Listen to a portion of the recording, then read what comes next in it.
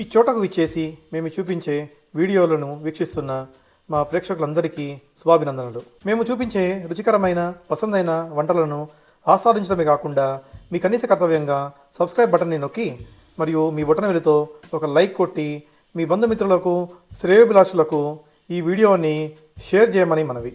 Hi అండి, మా form రుచులకి తిరిగి స్వాగతం.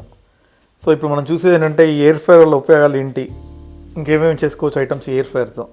సో ఇక్కడ ఏం చేశానంటే నేను కొత్తిమీర తీసుకున్నాను. కొత్తిమీర నీట్గా కడిగేసి బాగా కొంచెం ఆరబెట్టి ఎండలో, ఆ తర్వాత నీళ్ళన్నీ వెళ్ళిపోయినాక దాన్ని తీసుకొచ్చి ఎయిర్ ఫ్రైర్లో పెట్టాను. ఎక్కువ టెంపరేచర్ పెట్టద్దు, 150 డిగ్రీలు పెట్టేసి కనీసం ఒక 5-6 మినిట్స్ చాలు. ఎందుకంటే ఆకు కదా, ఆకు ఈజీగా వేడి గాలికి దాన్ని డ్రై అయిపోతుంది, అంటే మాడిపోయినట్టు అయిపోతుంది కదా.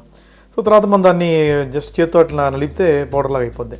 దీనివల్ల ఉపయోగం ఏంటంటే మనకి అప్పుడప్పుడు ఇమీడియట్గా మనకి కావాలంటే కొత్తిమీర పొడిలాగా మనం వాడుకోవచ్చు వంటలంతా. అప్పుడప్పుడు దొరకదు కాబట్టి కొంచెం స్టోర్ చేసుకోవచ్చు. కానీ ఎంత న్యాచురల్గా మీరు తీసుకున్న ఆకు అంత టేస్ట్ అయితే రాదు, అంత స్మెల్ కూడా రాదు. బట్ ఒక ఆల్టర్నేట్ అనమాట మనకి కొత్తిమీర లేనప్పుడు ఇంట్లో. Thank you for watching my channel. Bye bye.